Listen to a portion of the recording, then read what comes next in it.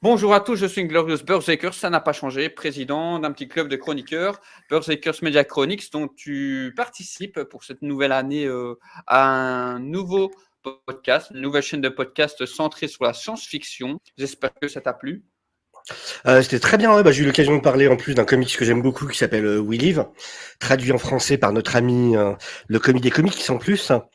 Et ouais, un comic qui va sortir le 3 février. Donc voilà, si vous écoutez la rubrique, vous m'entendrez parler de cet excellent comic publié par 404. Et depuis plusieurs mois, ensemble, sur ma chaîne éponyme, Glorious Berserker, on traite, en tout cas depuis quelques mois, du monde fortement des comics. Et via les différents Robins, ils seront tous passés à la caisse. Voilà. Ça rejoint un peu ce qu'on voit par histoire. Là, j'ai une vidéo qui arrive parce qu'il y a il y a un classement des 50 titres les plus vendus en décembre aux États-Unis. Les 50 comics les plus vendus qui viennent de sortir. Et c'est assez intéressant. Mais du coup, ouais, on voit que c'est compliqué de se plaindre sur le nombre de comics Batman qui sortent quand on voit le nombre de comics Batman qui sont dans le top 50. Mais voilà, ça, du coup, je développe un peu dans ma vidéo. Et puis voilà, du coup, pas mal de choses à venir, des vidéos sur Mattson Tomlin, entre autres. Je suis en train de travailler, d'écrire ma review sur ma nouvelle série préférée, ma nouvelle série nanar préférée, qui est Naomi. Donc voilà, je suis en train de bosser là-dessus, et ça risque d'être drôle. Ouais, une création de Bendis chez DC, qui est assez récente. Et voilà, il y a la série qui est sortie donc par la CW. Et waouh! Comme je le dis à chaque fois, faut imaginer si les scénaristes des Totally Spies écrivaient pour des acteurs qui pensent être venus pour jouer du Shakespeare. Bah voilà, c'est un peu ça. Mais voilà, donc ça pareil. Et puis voilà, donc plein de choses à venir sur ma chaîne Deviant Prod. Et ce soir, on va pouvoir parler de The Riddler avec un invité en plus. C'est Bonsoir. ça. Donc, qu'on fait rentrer tout de suite maintenant. Il était et peut-être encore maintenant chaud bouillant. C'est tout de suite. Ou alors il s'est endormi. Bonsoir. Yo. Melvin, voilà. présente-toi. Alors, comment vas-tu, Melvin? Le baptême sur une autre chaîne YouTube. C'est ça. Bah moi c'est toujours Melvin. Moi je suis passionné de comics, mais bon moi j'ai commencé il n'y a pas si longtemps. Moi j'ai commencé en 2013. Dans un an ça fera 10. Ouais c'est vrai. Et puis voilà. Moi j'aime bien venir parler de comics, venir parler de ma passion. Plus quand on parle un peu de Batman je maîtrise. Moins que Spider-Man mais je maîtrise Batman quand même. Hein. Le Batman c'est ce que je lis peut-être le plus chez DC. Étonnant, tu dois bien être le seul. Après, les comics Batman, comme tu disais, hein, il y en a beaucoup et à chaque fois que ça sort, ça fonctionne. Écoute, c'est simple. Alors, je te dis, en décembre, sur les ventes américaines, sur le top 50 des comics, sur tous les DC qui sont dans le top 50, il n'y en a que 4 qui sont pas affiliés à la Bat Family. Même pas, il y en a que 2. Il y en a que 2 qui sont pas affiliés à la Bat Family.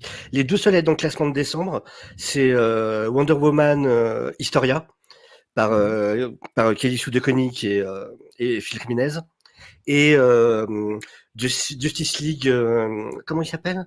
C'est pas Justice League principal par Bendis, c'est l'autre. Je sais plus, celui qui se passe dans le multiverse en fait. Ah, Voilà, c'est les deux seuls. Tout le reste, c'est Joker, Robin, Nightwing, Batman, enfin, il y a que ça. mais là, ce qui va être intéressant, c'est pour le printemps parce qu'il y a Panini qui a prévu de sortir les Spider-Man en version pas chère et vraiment très abordable. Et en face, il y a Urban qui a prévu de sortir Batman. Les deux vont cartonner. Et les deux vont péter. Ah bah, de toute façon, en général, ces collections-là, je sais que l'année dernière, Okay. les ventes, c'était entre 40 000 et 60 000 ventes. Bah, ils sont là. Alors qu'en général, normalement, pour les comics en France, tu comptes à partir de 2000 ventes, c'est un succès. Ah ouais. Ouais. Ok. Donc voilà, c'est dit. Bon à savoir tout ça. Du coup, nous enchaînons sur le personnage, comme on a dit plus tôt, le Riddler, le Sphinx, l'homme mystère, déviant, comme sur la chaîne Inglorious Berserker, petite rétrospective. Oui, alors là, de toute façon, ça va être bien plus rapide et bien plus simple que les Green Lantern. C'est une histoire beaucoup plus linéaire. Alors, The Riddler, qui est un vieux personnage qui a été créé en octobre 1948, en tout cas qui est apparu en octobre 1948, dans Detective Comics numéro 140, créé par quelqu'un, voilà, on va encore redire son nom, le fameux Bill Finger, bien évidemment, et par un autre dont on n'a pas encore parlé, je pense, un artiste qui s'appelle Dick Sprang, qui est un artiste qui est quand même super important dans l'histoire de Batman, qui a bossé pendant pas mal de décennies du coup sur le personnage, qui était un des artistes principaux de toutes les séries Batman, et qui a aussi un petit peu travaillé sur Superman et sur quelques autres séries, entre autres World's Finest. Donc Bill Finger et Dick Sprang. Et donc la couverture de la première apparition du personnage. Et donc, en gros, que dire? C'est un personnage qui, son origin story est assez simpliste, surtout dans les premières apparitions. En gros, à l'école, sa professeure organise un concours de puzzle. Et lui a l'idée de se faufiler dans la salle de classe pendant la nuit pour ouvrir son tiroir et voir à quoi ressemble en fait le puzzle fini, et aussi s'entraîner à le réaliser. Et du coup, quand le concours arrive, évidemment, il parvient à remporter le concours et à être le premier à faire le puzzle. Et à partir de là, se crée une espèce d'obsession pour les énigmes et pour les puzzles et les casse-têtes. Et petit à petit, ça prend de plus en plus de place dans sa vie.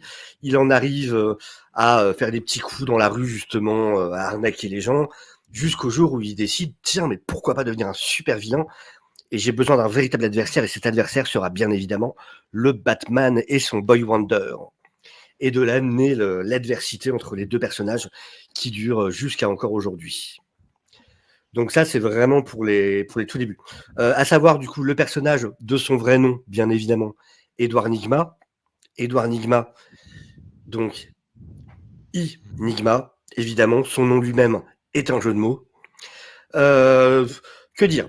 On peut dire, sur sa première apparition, donc c'est le costume, il avait son costume spandex, donc ce fameux même costume qu'on voit Jim Carrey d'ailleurs porter dans l'adaptation filmique, dont tout le monde est totalement fan, l'adaptation filmique de Batman préférée du grand public. Donc c'est vraiment, ouais. Non, mais c'est vrai que le costume est très proche, par contre, effectivement, de la première apparition, qui est celle aussi de la série des années 60 d'ailleurs, avec ce costume spandex rempli d'imprimés points d'interrogation et ce masque domino violet. Ce qui est assez marrant d'ailleurs, parce qu'il a le même code couleur que le Joker quand tu regardes, ou que Hulk, C'est vrai. avec ce vert et violet. Et il a un deuxième costume. Quand on regarde. Beaucoup de ouais, c'est vrai que c'est souvent, même, oui, tu regardes comment Mysterio par exemple, Joker, le bouffon vert, aussi. Pas mal d'autres, ouais.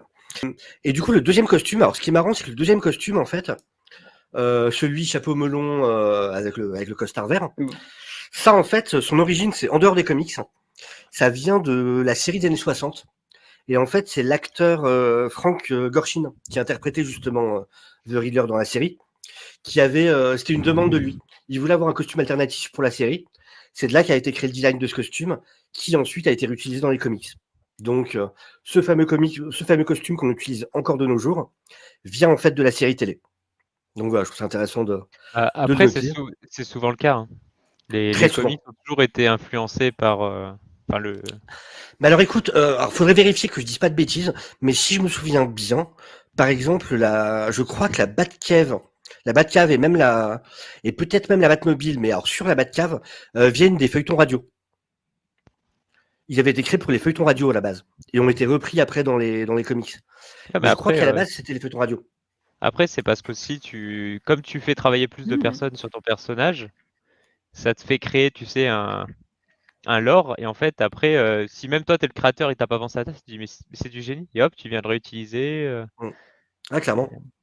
Yeah. Bah oui, puis en plus, la narration, quand tu passes sur un autre médium, la narration va demander d'autres choses parfois.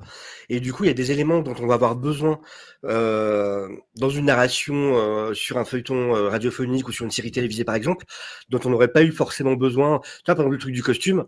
Alors, j'imagine que peut-être c'est juste que l'acteur en avait un peu marre de se retrouver en costume en spandex à chaque fois et qu'il avait envie de pouvoir se resservir une deuxième assiette de choucroute pendant le repas du dimanche. Et qu'à un moment, il s'est dit, bon, au moins un costard, ça cachera un petit peu l'embonpoint, ou un truc du genre. Donc, ça donne. Tu vois, des fois, c'est des trucs tout bêtes qui vont jouer, qui vont apporter des choses qui vont s'avérer super intéressantes, et qui, du coup, effectivement, vont continuer à exister dans le médium comics.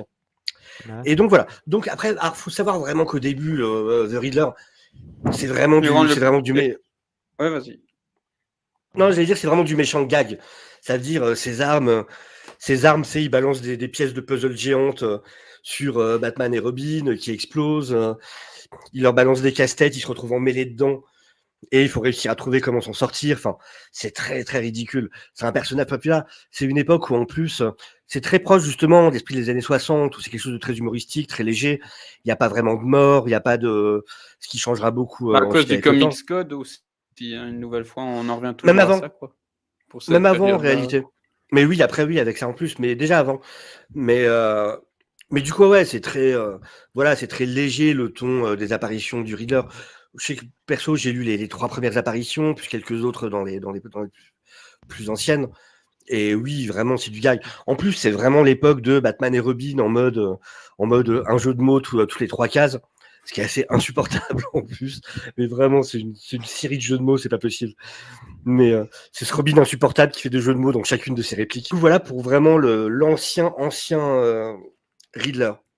Après, c'est un personnage du coup qui est vraiment qui a pris de l'importance dans The Long Halloween, Ouais. évidemment. Surtout dans Mère Victoire, en plus, il y a l'à côté, le spin-off en quelque sorte qui est Catwoman When in Rome, dans lequel justement il accompagne Selina dans son voyage à Rome. Parce qu'elle veut découvrir ses origines, en gros, et il l'accompagne, il va s'avérer, voilà, on en avait parlé de ces comics-là, il va s'avérer au fur et à mesure que le Riddler, en fait, l'a trahi et est en train de profiter de tout ça. Donc voilà, faut savoir qu'il n'a pas toujours été confronté uniquement à Batman.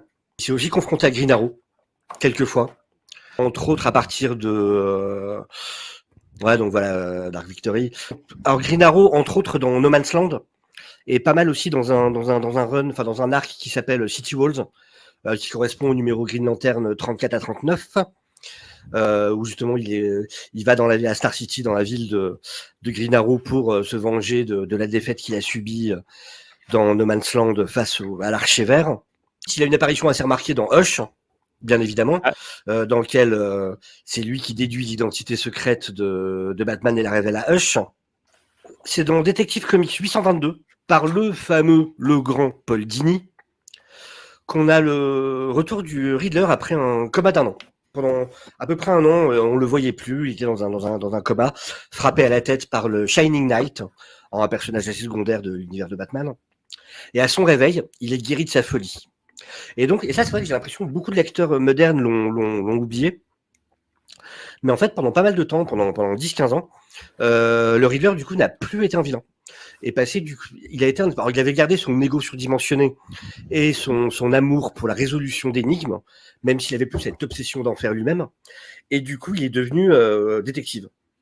Et donc, il a déjà pu se payer son cabinet en enquêtant sur la disparition de la fille d'un riche homme d'affaires de Gotham.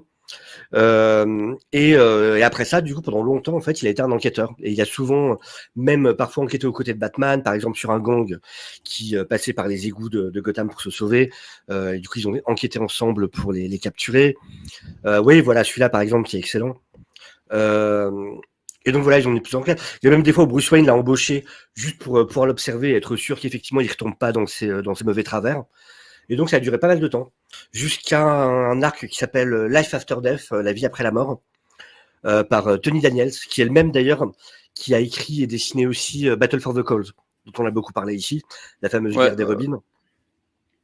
Et surtout après dans Eye of the Beholder, où là, après une autre explosion, il retrouve vraiment ses anciens instincts et son ancienne folie. Et à partir de là, ça redevient le vilain tel qu'on l'a connu, et même encore plus violent, encore plus dangereux. Et il faut savoir un truc intéressant avec le Riddler, c'est qu'au cours de son histoire, il a vraiment eu les 2 dépictions.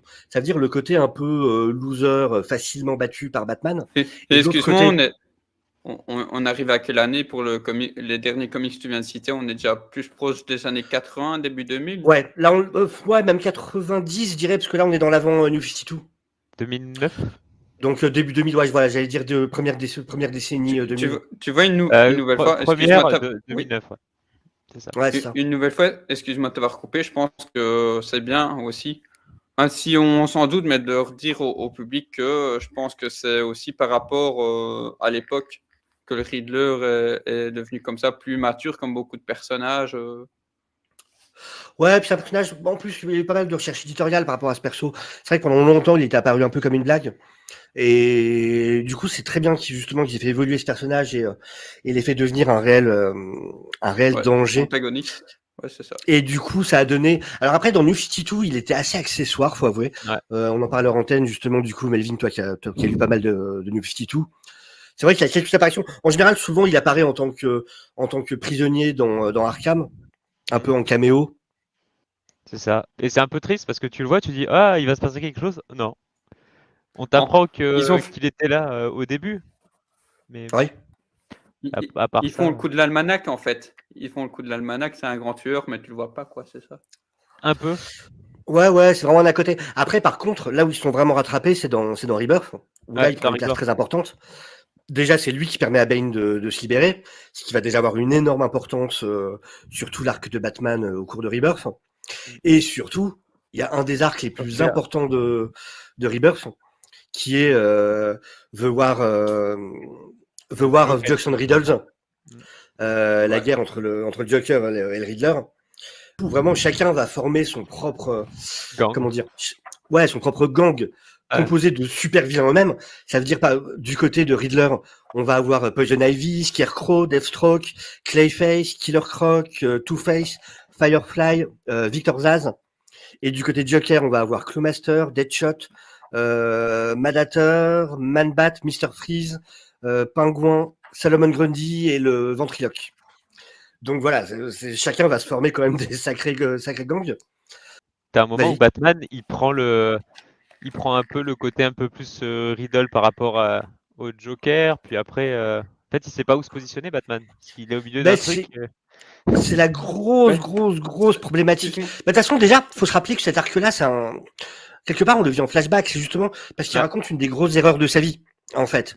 Et voilà, et là, il a trop la classe, en plus, le Riddler, sur cette planche-là, par exemple. Excuse-moi, Déviant, c'est marrant, comme tu dis, Melvin, que Batman situe entre les deux, parce qu'il y a vraiment un moment dans du comics où tu as un dîner et tu as Batman qui essaye de dire bon, les gars, la guerre, c'est sympa, mais. Bruce Wayne, à ce moment-là, c'est même pas Batman, c'est Bruce Wayne qui organise un repas, justement. Oui. Ouais, c'est carrément au manoir. C'est carrément au manoir et c'est Bruce Wayne qui décide de se porter, d'être le médiateur, du coup, et d'organiser une rencontre entre les deux opposants. Du coup, c'est un run qui est passionnant. Et effectivement, donc comme je disais, en gros, c'est en flashback parce que c'est un des grands remords en gros, ce qui se passe, c'est que c'est lui qui raconte ça à Catwoman, à Selina Kyle. Et qui lui raconte du coup une des choses qu'il a vraiment sur le cœur, qui est un de ses gros remords en tant que Batman, et c'est justement la manière dont il a géré cette guerre des deux gangs, et dans laquelle à un moment il a pris la décision de faire un choix pour pouvoir faire cesser cette guerre, et ce qui a provoqué des morts, qui a provoqué des pertes, et du coup voilà, pour lui c'est un grand regret d'avoir dû en arriver là. Il est vraiment super classe là par exemple. Ouais. Et par exemple, c'est The Riddler qui est responsable de l'empoisonnement du fils de Kite Man, et c'est de cet arc là que Kite Man est devenu un personnage que maintenant les gens adorent, le fameux Ailier. Tout ça vient de cet arc-là. C'est dans cet arc-là que Tom King a réhabilité le personnage, avec justement la création de cette backstory avec la mort de son fils par la faute du Riddler, ce qui amène justement The Riddler à s'allier à Batman, et voilà, à prendre son courage à deux mains et à vraiment s'opposer. Voilà, exactement.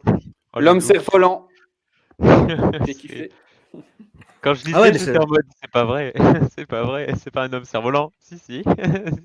Ah si, mais qui a été un gag, qui a existé depuis très longtemps, mais par contre, ça, clairement, il fait penser à Watchmen. C'est dingue, comme tu dis, c'est. Oui, vas-y. Au personnage de Watchmen, alors je sais plus à qui c'est exactement, c'est un des anciens, d'ailleurs c'est un Minuteman. Et c'est celui qui volait, où il t'explique qu'à la fin il est devenu fou parce qu'à chaque fois qu'il sautait dans le vide, il savait pas s'il allait survivre. Exactement. Donc là, c'est le repas au manoir Wayne là qu'on voit. Ouais. Voilà. Mais du coup, Kite Man qui a complètement été réhabilité dans cet arc-là, justement. Ça, c'est une des réussites de Tom King dans son run sur Batman, quand même si c'est un run qui est très critiqué. Il y a eu effectivement ce retcon de Kite Man. En gros, pour les parties vraiment importantes sur la publication du Riddler. Après, il y a des histoires super intéressantes sur lui, par contre. Il y en a une en particulier que j'ai beaucoup aimé perso, c'est Batman Run Riddle Run. Donc Batman court, énigme court. Et qui est vraiment sympa, alors ça c'est vraiment le comics que j'aurais envie d'envoyer maintenant à tous ceux qui à chaque fois sur Twitter gueulent sur le oui Batman au lieu de taper des criminels s'il aidait les gens les sans-abri à se reloger dans eh ben ce comic là ça parle de ça justement, c'est justement autour d'un projet de réaménagement de tout un quartier. Et du coup, Batman qui va se retrouver confronté à des squatteurs dont au début il croit que c'est des criminels. Il va s'apercevoir que c'est juste des gens qui ont besoin d'un endroit pour vivre. Le Riddler qui à la base bosse pour ceux qui sont à la tête de ce projet. Enfin, il y a toute une histoire qui fait que le Riddler va se retourner contre ses patrons, va s'allier à Batman.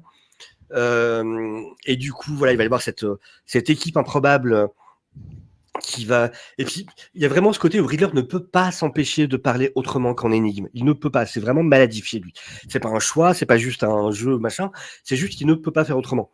Et du coup, non, c'est super intéressant. Alors donc voilà, pour ceux qui veulent justement ce côté un peu social, un peu politique donc du Batman, eh ben c'est justement l'histoire qu'il faut lire pour avoir ça.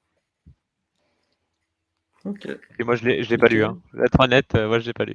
J'ai pas lu beaucoup d'histoires de Riddle parce que, comme tu disais, comme il est secondaire et que Oui, moi, j'ai vraiment clairement. commencé avec les New 52, New 52 jusqu'à la fin, j'ai tout lu et donc on le voit que dans Tom King, un petit peu avec Year One de Snyder. Et Oui. après, c'est quand je lis, voilà, quand j'ai lu Amère Dans Victoire. Year Zero, il est aussi. Ouais, dans Year Zero aussi. Ouais, Donc ouais, après, Non, voilà, moi, Ah, dans le comics peut-être, parce que dans le film, Dans le je m'en comics, souviens pas. Dans le comics, ouais. Il apparaît rarement, ouais. Il a été coupé. Ça, je crois, ouais, Voilà, c'est limite un caméo. C'est dire, il avait une importance dans le comics pour qu'il le coupe ou. Non, pas tant que ça. C'est vraiment la petite apparition. C'est comme tu disais, ça rejoint fortement une nouvelle fois la rétro, hein, parce qu'on prend un long Halloween et même s'il y a un peu Dark Victoire, comme tu dis, que je devrais relire pour plus surenchérir tout ça, mais il reste quand même assez furtif, quoi. C'est pas Tu vois, justement, c'est le marrant. Riddler auquel on pourrait s'attendre maintenant, quoi. Tu parles de Long Halloween et justement dans Run Riddle Run, il a cette représentation qui est vachement proche graphiquement de celle de Long Halloween ou Dark Victory. Ça veut dire ce Riddler qui est assez petit, tu vois, limite cartoonesque comme ça. Voilà. Et il a vachement cette apparence justement. Alors que dans les plus anciens, il a ce côté assez longiligne avec son petit costume en spandex machin. Il retrouve un physique plutôt normal après justement dans la suite. Et dans Run Riddle Run, il a une apparence qui est très proche de celle de Long Halloween justement, de celle que lui ont donné Tim Sale et Lub. Et il a ce côté vraiment court sur pattes, limite à la pingouin, avec le pantalon trop large pour lui. Et c'est vrai. Alors Run Riddle Run, c'est vrai que graphiquement, ça peut peut-être en rebuter quelques-uns parce que c'est vraiment c'est assez old school. Clairement, c'est assez old school. Donc ça, feuilletez-le avant si jamais ça peut vous intéresser ou quoi, parce que c'est un style graphique assez particulier. Au début, ça m'a un peu refroidi, mais en fait, on s'y habitue très vite. Ça correspond bien. Je trouve qu'il y a un côté assez sympa, justement, très 50s. Ouais, voilà. Ouais, c'est assez spécial. Hein. Ouais, c'est spécial. Après, j'ai vraiment bien aimé, du coup, quand tu commences à rentrer dedans. Il m'a juste fallu un peu de temps. Et par contre, ouais, c'est assez intéressant à lire. Et tu vois, sur ce que je disais, par exemple... qui met des baggy, quoi. Ouais, c'est ça, à son côté hip-hop. Mais tu vois, sur le côté, par exemple, où vraiment c'est obsessionnel chez lui, les énigmes, il y a une vieille histoire, alors là, qui est vraiment dans les anciennes, hein. Je crois que c'est Golden Age ou début Silver Age, où justement, à un moment, il se rend compte qu'il y en a marre, que vraiment, faut arrêter de toujours donner des indices à Batman, que c'est pas possible, qu'il se fait arrêter à chaque fois à cause de ça. Donc il se dit, stop, c'est bon, cette fois, je vais être malin. Donc c'est un moment où il sort de prison, et il dit, voilà, là, je sors de tôle, j'arrête ces conneries. Maintenant, je vais faire des crimes sans donner d'énigmes à Batman. Je m'en fiche, je vais y arriver. Et il essaye une première fois, et donc il arrive, je sais plus si c'est un musée le premier coup ou un truc comme ça, et il arrive et il va voler un truc, et en fait sa main bloque, et il peut pas le prendre, il n'y arrive pas. Et du coup il s'en va et il se rend compte que non, il n'y arrive vraiment pas, et que ça n'a aucun intérêt si jamais il n'a pas donné d'énigmes avant. Alors du coup il va voir un psy, et il essaie de se faire aider, donc il utilise des méthodes, il se fait aider. Et il réessaye après quand il pense être enfin prêt à y arriver. Et il arrive à voler quelque chose. Et donc, il est super content. Il a réussi à piquer un truc sur Denis. Donc, ça marche. Il arrive à voler des choses. Et au même moment, tu suis Batman qui, de son côté, découvre des énigmes. Voilà, exactement. Oui, exactement. Ouais, c'est vraiment celui-là.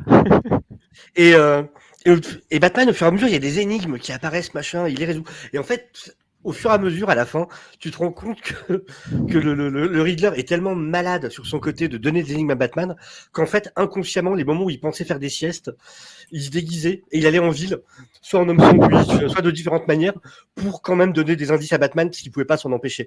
Donc son inconscient, il a fait une Moon Knight où il a développé des multiples personnalités et en fait, il a quand même été filé des énigmes à Batman. Donc vraiment, ouais, c'est complètement maladif chez lui. Il ne peut pas, c'est compulsif, il peut pas s'en empêcher. Donc, je trouvais ça assez drôle, ça montrait vraiment. Bah oui, c'est ça, exactement. Mais d'ailleurs, en plus, faut se rappeler que c'est une des grosses raisons de la guerre aussi entre le Joker et c'est le point de départ de la guerre entre le Joker et le Riddler.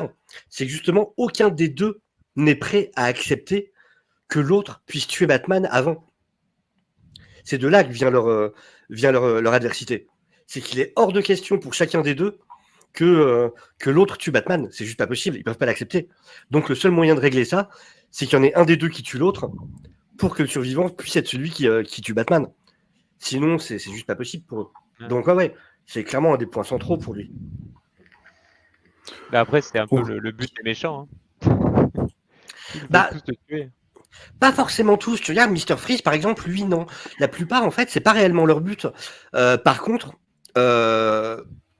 Bane a ce côté-là vraiment de détruire. Ouais, Freeze, il est méchant malgré lui, quoi.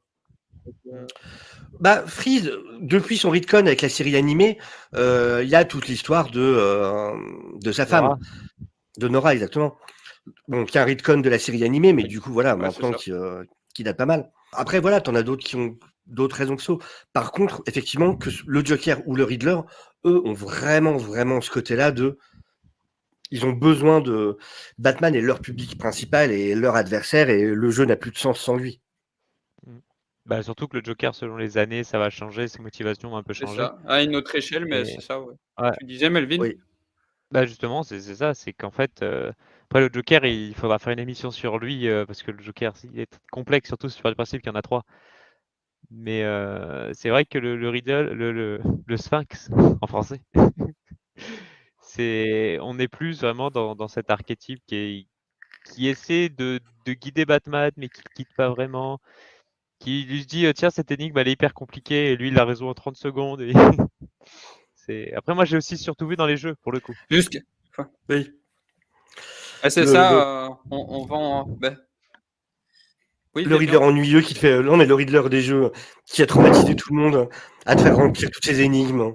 Du coup, on peut en parler, Melvin, parce que de ce que j'ai compris, tu me diras si je me trompe, la version Arkham, du coup, plus récente, du coup, mature, etc., rejoint un peu celle des Telltale, parce que là, du coup, on retrouve comment dire, des choses qu'on voit dans les trailers de Batman, c'est-à-dire là, du coup, un peu le Jigsaw, comme on dit, le gars qui va vraiment des énigmes un peu partout dans la ville, mais des trucs qui vont mettre presque en PLS le Batman. Moi, je me souviens de choses quand j'avais suivi dans le Telltale qu'il s'en prenait vraiment à l'approche du Chevalier Noir et que ces pièges, enfin, le nom de Jigsaw, quand les gens le disent, je n'ai pas vu les films, mais je sais qu'ils font quand même du sale. Ouais. On est à la limite de ça, quoi, hein, si pas plus. Donc, et ça me rappelle en fait aussi le personnage. Je ne sais pas si vous vous souvenez, au moins dans les premiers épisodes de la série Batman des années 90, le Joker, bien que lui, il est plus centré sur l'art du spectacle, etc., allait même jusqu'à kidnapper le commissaire Gordon et des flics, etc., des gens de la haute, évidemment pour faire ses tripes, ou même des citoyens, je veux dire, lambda de Gotham. Donc, je retrouve un peu ça dans cette réécriture du Riddler, en fait. De vraiment par moments ciblé, etc. On émet même le doute, je crois, dans le jeu, s'il ne connaîtrait pas l'identité du Batman, quoi. Il l'a connu dans les comics. Ouais. Heureusement, alors, oui. Il a connu à un moment où, alors je sais plus c'était quel run, mais je sais que c'était un moment où il était opposé à Harley Quinn. et qui s'était allié à Big Barda d'ailleurs dans cet arc-là. Ils sont dans le manoir Wayne et il y a un moment où justement où le manoir Wayne est en partie détruit. Dans le choc en fait, il y a l'entrée de la Batcave qui s'ouvre et du coup le Riddler apprend l'identité de Batman. Après Bruce Wayne joue sur le côté. Si jamais tu divulgues mon identité, ça veut dire que tout le monde le saura. Donc tu seras plus maître de l'énigme. Donc ça n'a aucun intérêt pour toi. Donc évidemment le Riddler ne le fait pas jusqu'à Hush. Et ensuite l'a oublié plus tard suite à son accident. Du coup ça a permis il faut bien le retcon à un moment. Il fallait bien dire qu'il avait oublié. Donc c'est par cet accident que voilà il a perdu la mémoire. Il se rappelle en fait qu'il y a quelque chose derrière Wayne, mais il se rappelle plus quoi. D'accord. Je sais pas ce qu'il fait. Je sais pas. Il a décidé de partir monter un meuble en fait. Donc oui, dans les Telltale, tu arrives vraiment à un moment où tu arrives sur une scène de crime et ça va être, lui il est sorti, en fait, il s'est brûlé les mains. Puis en fait, ce qui est bien dans les Telltale, c'est que tu as vraiment un côté enquête où tu dois relier les événements. Et c'est vrai, comme il disait Dylan, tu as vraiment un côté Jigsaw. Ouais. Il n'est pas là pour rigoler. Il est pas. Alors, Jigsaw, c'est de la torture. Tu te fais la torture tout seul. Alors que le Sphinx, là, c'est tu dois résoudre l'énigme, mais pour t'en sortir. Tu vois, Jigsaw, c'est montré. Hein. Mais de toute façon, dans toutes ces itérations modernes, le Riddler est devenu vachement violent dans la plupart des itérations modernes. Ouais. Il tue sans hésiter. Ouais, après, dans Arkham, mis à part te faire courir dans toute la ville pour résoudre des pièges un peu pourris, tu envoies ton Batrang, il faut que tu ailles vite à un endroit. Tu le vois 2-3 fois dans la vraie histoire, mais sinon, globalement, c'est anecdotique. Ouais, c'est surtout les défis Batmobile dont je me souviens en fait. Oui, ouais, non, mais parce qu'ils ont traumatisé. Puis où tu dois changer la gravité, Ouais, changer donc les...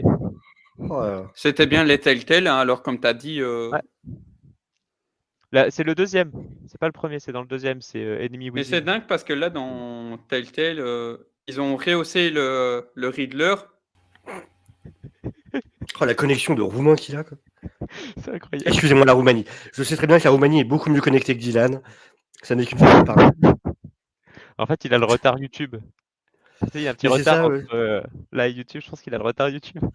Ouais, c'est ça. Ouais, il est vachement à la bourre par rapport. Je pense qu'il va bientôt avoir l'intro de l'émission, en fait. Mais le Riddler, ouais, c'est vrai que c'est vachement plus rapide par rapport à d'autres persos, parce que c'est vrai que c'est surtout dans Rebirth où il a vraiment retrouvé une grosse importance. Là, par exemple, dans Infinite, pas tant que ça, quoi. Dans Infinite Frontier, il est pas. J'ai pas commencé Infinite Frontier. Ah oui, c'est vrai. Bah ça y est, ça arrive en France là. Mais ouais, c'est vrai que après, dans les jeux, c'est normal que le mystère il soit mis en retrait, parce que à part les Telltale où c'est vraiment de l'enquête, enfin, si tu veux te battre contre le mystère, tu vas t'ennuyer. Oui, ça correspond pas. C'est un peu comme le Joker. Quand tu te bats contre le Joker, ils sont obligés de te mettre un gros monstre, une sorte de Hulk. Parce que sinon, c'est impossible à gérer. Ouais, c'est pas Bane. Parce que Bane, tu le bats à un autre endroit. Mais sinon, tu mets 2 patates au Joker, c'est fini. Il n'y a plus de jeu. Ouais, bien sûr. Mais alors, The Riddler, c'est assez. Selon les itérations, c'est très fluctuant sur ses capacités, en fait. Capacités physiques. T'as certains, dont certains plus Silver Edge, où. Alors, tu sais pas pourquoi, il est hyper souple. C'est limite un gymnaste à la Nightwing. T'as d'autres itérations où c'est pas du tout un combattant.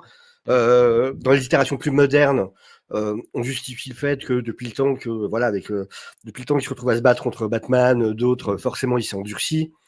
Après, c'est quelqu'un qui va surtout utiliser des gadgets. Qui a évidemment sa fameuse canne pour l'interrogation, qui est équipée de différents gadgets. T'as les anciennes versions, comme je disais, où ça va être des espèces de casse-tête en métal géant, tu sais pas d'où il les sort vraiment. Ce truc qui est en costume en spandex en plus, donc ça vient de nulle part ce truc. Ouais. il y a une vieille histoire comme ça où en fait il lui tape dessus Robin et Batman et en fait il réagit comme les machins sur lesquels tu tapes qui tombent et qui se relèvent tout le temps. Ah oui, les punching balls, mais ceux qui sont voilà, que tu poses sur le sol, voilà. Et ben en fait il fonctionne exactement pareil. Et en fait Batman découvre au bout d'un moment qu'en fait c'est parce qu'il y a un point. Il y a un bouton sur le point du point d'interrogation de son costume, et quand il appuie dessus, tu as un espèce de système électrique qui fait qu'il est protégé. Et du coup, il se fait taper par les deux pendant un bon moment, puis il dit rien, il se laisse faire. Et il fait des blagues. Mais donc voilà, c'est surtout des trucs comme ça, en fait. C'est vrai que c'est pas un combattant, voilà, il va utiliser son gang surtout. Et puis, ça va être, de par ses mystères, il va trouver des moyens de détourner l'attention de. Après, c'est quelqu'un. Ce que je trouve intéressant dans les itérations plus modernes, c'est vraiment le côté où, au-delà des énigmes, c'est surtout quelqu'un d'extrêmement intelligent. Enfin, c'est le plus intelligent des adversaires de Batman. Par exemple, il y a un moment où, quand il veut partir de, alors je crois, si je me souviens bien, que c'est pour partir d'Arkham, où en fait, tout simplement, il n'a pas à se battre, il n'a pas à lever le poing, il n'a pas à faire quoi que ce soit. C'est juste qu'en sortant, il va dire, ah bah tiens, gardien machin, comment va ta femme, une telle qui est à tel endroit et tes enfants qui vont à telle école et tel truc, et ainsi de suite à tout le monde, en mode, bon, je sais tout sur vous, j'ai mes hommes. Tu Ouvre m'ouvres la porte. Voilà. Et du coup, il sort tranquille. Il n'y a pas besoin d'être un combattant, d'être violent, machin. C'est juste, j'ai l'intelligence de faire en sorte que je vous laisse pas le choix, les gars, de toute manière. Et j'aime bien ce reader-là, du coup, très stratège, sadique et qui ne recule devant rien, qui utilise son intelligence. Ouais. Après, après c'est vrai qu'un moment où il m'avait surpris, c'est quand, bah, justement, dans l'arc Rebirth où Batman il vient devant Bane et tu as le mystère qui apparaît et qui fait, tu sais, genre dernier rempart et il lui fait bon, je te laisse passer, mais t'oublies pas que tu m'en dois une, hein. Et hop. Et c'est là où la première fois il te balance à cause de la guerre des comment ça s'appelle en français? Des rires et des énigmes? Ah, c'est ça en français, d'accord. Je crois que c'est ça en français, hein. Mais donc c'est vrai que tu le regardes, tu fais mais tu un sketch? Qu'est-ce qui se passe? En août 52 on t'a pas vu et là, la première fois qu'on te voit, c'est: «Je te laisse passer, mais tu m'en dois une, t'oublies pas, hein. Tu m'en devais déjà une, tu m'en dois une». Mais ça, c'est un vieux truc entre eux. Ils ont souvent, enfin, il y a souvent eu ce truc de passer d'opposants à devoir céder sur certains cas précis, en fait. C'est arrivé pas mal de fois dans leur histoire commune. Mais là, on l'a perdu, du coup, en fait, quoi. Il revient Oui, plus. oui. Oui, il a envoyé un message. En gros, il nous Ah, dit qu'il redémarre son PC et qu'on doit meubler. ah, bon, j'ai même pas eu le message, tu vois, pour te dire. Parler des adaptations qui vous ont marqué. Tant pis pour moi, je reviens dès que possible. Alors, Eh ben, on peut dire ce qu'on veut. Wouhou! alors C'est la Batman fête. Forever. Batman Forever, meilleur film de l'univers. Alors moi je dis restore the Batman Foreververse. De Schumacher verse. Restore the Schumacherverse. Tout le monde, tu sais, en fait le hashtag marchera jamais parce que tout le monde va l'écrire différemment parce que personne n'arrive à l'écrire correctement. Du coup ça marchera jamais cette histoire. C'est Non foutu mais d'avance. à chaque fois qu'on critique cette version-là, moi je réplique tout le temps. Le réal, il a dit que lui, il a fait les films qu'il voulait faire. Tu vois? Il a dit: «Moi, les films Au que moins. vous avez vus, c'est les films que je voulais faire et je suis content de ma version». Donc je me dis: «J'ai pas aimé». Peut-être qu'il y a des gens qui ont aimé, mais moi, ça n'a pas été ma came. Mais au moins au moins, il a fait ce qu'il voulait Je et l'ai vu au cinéma. ah non, non, mais moi, tu sais que la blague, c'est que moi, j'ai grandi avec Batman et Robin. Dire que La le chance. premier film Batman que j'ai vu, c'est Batman et Robin de Clooney, hein. Magnifique. Là, tu as, bon, tu as Batman Begins qui sort, quand je suis un peu plus grand et là, on me dit: «Eh mais tu vu tous les Batman?» Je dis: «Oui», mais et ils me font: «Ah parce que celui avec l'homme mystère, il est pourri» et là, j'arrête, je fais: «Attendez, il y a Comment? pas l'homme mystère?» Nani? Donc j'ai découvert Batman Forever après avoir vu Batman Begins et D'accord. alors là et alors là, j'étais pas prêt. Parce que je regarde, bah, tu sais que On je n'est sais jamais qu'il y a prêt. Jim Carrey, tu regardes Jim Carrey, tu fais: «Ouh là là» et là, tu as Tommy Lee Jones. Je suis en mode: «Qu'est-ce que tu fais là?» Il faut savoir qu'ils se détestaient les deux, hein. Enfin, Tommy Lee Jones détestait Jim Carrey pendant le tournage. Oh Il le là là. supportait pas. Ah ouais, il le supportait pas, quoi. Il trouvait qu'il en faisait des tonnes, enfin vraiment, il détestait le jeu de Jim Carrey et du coup, mais il lui parlait à peine. Il l'envoyait limite chier chaque fois que Jim Carrey s'adressait à lui. Enfin, c'était compliqué le truc, hein. Et Ah ouais, après, il était dans son personnage, hein. il y a ça aussi. Ouais, Mais ouais, bah, il était vraiment dans ce personnage, même hors plateau, ouais. ouais, pour le coup, c'est ça. Et tu sais, il y a des acteurs qui sont comme ça, ou même hors plateau, ils restent dans leur personnage. Ouais, ouais, la méthode, j'ai plus le nom en tête, mais oui, cette méthode américaine où tu dois vraiment être dans la peau complètement, vivre ce que vit ton personnage. Adaptation de The Riddler. Qu'est-ce qu'il y a qui a pu marquer? Et dans les Il y a séries? celle de, voilà, j'allais dire celle de l'animé 90 évidemment. Ouais. Euh, Il y a celle de la série des années 60, que t'as peut-être pas connue, toi, du coup. Non. Moi non plus, pas la pas la version pas dans les années 60, mais par contre j'ai grandi avec les rediffs sur la 3.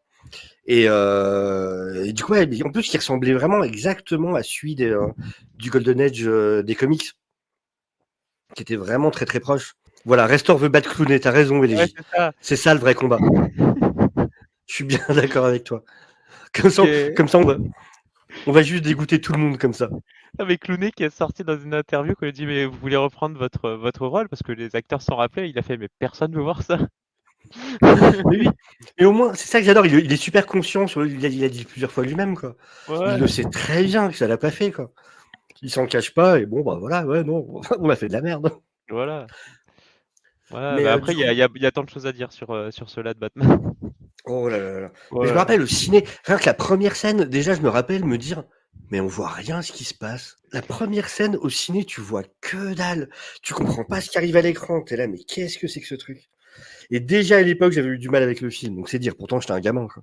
Et t'es allé voir la suite Oui, bah bien sûr. avec le Freeze et Givré, Ah oui, bah c'est Batman, évidemment que j'y étais. la Batcard, Poison Ivy, Poison Ivy. Uma Thurman, attention. Ah non, c'était spécial, hein, putain. Ah ouais. Bah, surtout que ouais, moi, la première version que j'avais vue, c'était la version 89, donc Ah, ça changeait, quoi. J'avais eu la chance de...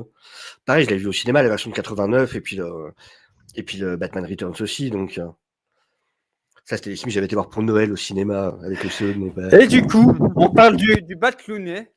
Ah, et donc on reçoit un invité ce soir, Ingerus Berserker, qui nous rejoint en coup, caméo pour ce live. Bah écoute, content de te recevoir, c'est Ingerus, ça ça. fait plaisir que tu aies pu venir. Mais content de t'accueillir en tout cas. Ben oui, écoutez, j'ai dû aller faire mon speech à la haute société de Gotham, il m'attendait. C'est pour ça que je viens d'être kidnappé, je vais dire, pour ce petit speech. Donc voilà, je sors du gala et j'ai une chose à dire. Regardez bien tous, voilà, je le dis en 2022. Je suis le Batman. Voilà, c'est dit. il a lâché. Des choses ont été dites et ne pourront plus être prises. Waouh.